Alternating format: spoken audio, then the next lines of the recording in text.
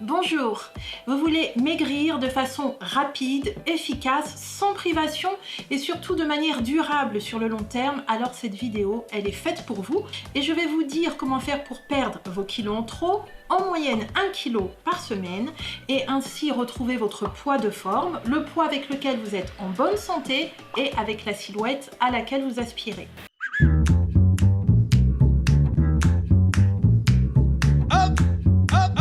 Je m'appelle Michèle Penka, je suis médecin spécialisé en micronutrition et je vais vous expliquer, car moi-même je suis passée par là, comment faire pour éviter les pièges et les obstacles à la perte de poids comme les fringales, les compulsions alimentaires qui poussent à se jeter sur tel ou tel aliment soi-disant interdit, comment éviter la fatigue, les coups de pompe, le stress, la perte de cheveux, bref, tous ces signes qui surviennent quand on est dans un processus de perte de poids et qu'on n'utilise pas la bonne méthode.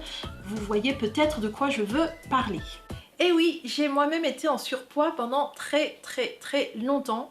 Au plus fort de mon poids, j'avais un indice de masse corporelle à presque 28. 27,7 exactement, ce qui correspond à 20 kg de plus par rapport à ma taille.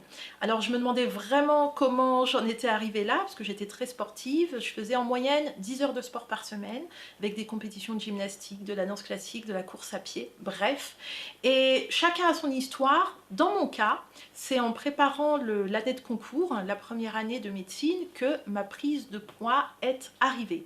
Et ensuite, pendant une douzaine d'années, j'ai fait le yo-yo, j'ai essayé plein de régimes, bien sûr, qui n'ont pas marché, bien entendu, puisque à chaque fois que j'avais une période de stress ou de travail intense, et ben voilà, tous les kilos revenaient lentement, sûrement, jusqu'au jour où je me suis dit, c'est vraiment pas possible, je suis médecin, je dois bien pouvoir me prendre en main. Donc je voyais bien que juste se préoccuper du nombre de calories, de ce qu'on met dans l'assiette, ça n'est pas suffisant. Juste faire du sport, ça n'est pas suffisant. Donc je voulais une méthode qui prenne en charge mon organisme de façon globale. Voilà maintenant 10 ans que je n'ai plus mes 20 kilos de trop. J'ai maintenu un poids stable depuis, sans souffrir, sans privation. Et je vais vous dire comment faire pour y arriver. Je vais vous donner 5 règles très simples à suivre. Premièrement, respectez la faim. Mangez uniquement lorsque vous avez faim. Lorsque le corps a besoin d'énergie, le cerveau et le tube digestif vont produire la gréline, l'hormone qui stimule l'appétit. On va alors ressentir différents signes, comme des gargouillements, un creux au niveau de l'estomac, où on va se mettre à saliver plus. C'est le signal de la faim. C'est le moment où il faut manger. Tout ce que l'on va manger tant qu'on a faim va être dépensé intégralement, utilisé pour produire de l'énergie. Rien ne sera stocké. Donc quand vous avez faim, mangez. Inutile de s'affamer, ça ne sert à rien. Vous allez créer sinon des carences, des manques en vitamines, minéraux, vous allez vous fatiguer, vous allez vous frustrer et stresser inutilement. Lorsque le corps a reçu tout ce dont il a besoin au cours du repas, les tissus adipeux, c'est-à-dire nos réserves de graisse, vont produire la leptine, l'hormone qui va donner le signal que l'on a assez mangé, c'est-à-dire le signal de satiété. Alors les choses sont très bien faites. Ce signal survient en moyenne 20 à 25 minutes après le début du repas, quel que soit ce que l'on a mangé. Il est indispensable, donc pendant que l'on mange, pendant un repas, d'être capable de reconnaître le moment où l'on n'a plus faim, où on a assez mangé. Pourquoi? Eh bien, vous l'avez compris, parce que tout ce qu'on mange une fois qu'on n'a plus faim, on va à nouveau le stocker. Ils sont encore là, les kilos de trop et les réserves de graisse en trop. En régulant ainsi votre appétit et ce que vous mangez, une chose fantastique va se produire. Le corps va s'habituer à les puiser dans les réserves de graisse pour fabriquer de l'énergie. Donc on va faire fondre, on va brûler ces graisses. Pourquoi? Eh bien parce que nos réserves de graisse produisent 2 fois plus d'énergie que le sucre qui se trouve dans l'alimentation.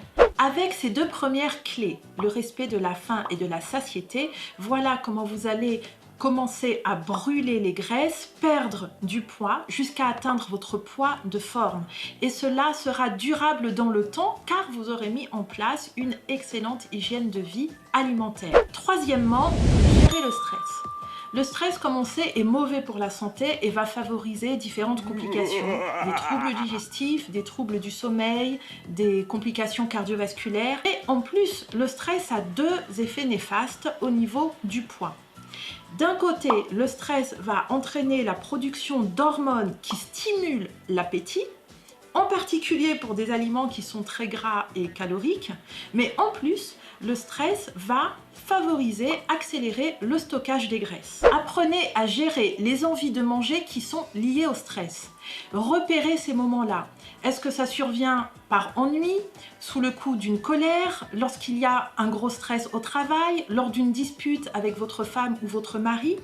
Et une fois que vous avez repéré ces moments-là, eh bien, utilisez des ruses. Au lieu de vous jeter sur le paquet de biscuits ou d'aller dans le frigo, buvez un grand verre d'eau, par exemple, ou une boisson non sucrée. Un café, un thé, une infusion sans sucre. Et vous pouvez aussi bien sûr améliorer la résistance de votre organisme face au stress par des actions cette fois sur le long terme. Il y a des choses qui sont maintenant extrêmement reconnues pour cela, comme la méditation en pleine conscience, des activités comme le yoga. Vous pouvez aussi tout simplement faire une activité sportive, un hobby, bref, avoir quelque chose qui vous permet de relâcher un peu les tensions. Vous allez ainsi améliorer la résistance de votre corps par rapport au stress, mais surtout, vous aurez de moins en moins la production de ces hormones qui stimulent l'appétit et qui dérèglent ainsi votre comportement alimentaire. Quatrièmement, avoir une activité physique régulière. C'est extrêmement important. Je n'ai pas parlé de sport. Quand on parle de sport, il y a la notion de performance, de challenge, etc. Non, si vous n'aimez pas le sport ou si vous n'avez pas le temps, ce n'est pas grave. Une activité physique, ça s'inclut dans l'hygiène de vie au quotidien. Ça doit être simple et facile à faire. C'est tout simplement descendre une station de métro avant la station du travail pour marcher un peu plus, ou alors aller chercher le pain, faire ses courses en vélo, ou prendre les escaliers à chaque fois qu'on a l'occasion. Il vaut mieux des petites actions comme ça régulières que vous pouvez tenir, car cela est démontré. Cela va vous donner déjà un corps plus tonique, plus ferme, avec une meilleure tenue, surtout plus de muscles, et les muscles améliorent, accélèrent le métabolisme, ça consomme des calories en plus et ça aide à accélérer le fait de brûler les graisses. Donc c'est très bien. Et en plus, l'activité physique, on le sait, va protéger de différentes autres complications et maladies, entre autres cardiovasculaires, et c'est un gage aussi d'une meilleure longévité. Cinquièmement, le soutien. Être soutenu est extrêmement important, d'autant plus si le nombre de kilos que vous avez à perdre est grand. C'est important et tout le soutien est le bienvenu. Alors vous allez choisir judicieusement les personnes qui peuvent vous accompagner. Ça peut être votre mari, votre femme à la maison, ça peut être une collègue au travail, des amis, peu importe. Vous allez clairement leur demander ce que vous attendez d'eux. Est-ce que c'est plutôt une aide technique? Par exemple, vous accompagner si vous allez faire un peu de marche à pied, si vous prenez le vélo pour faire un petit peu d'exercice?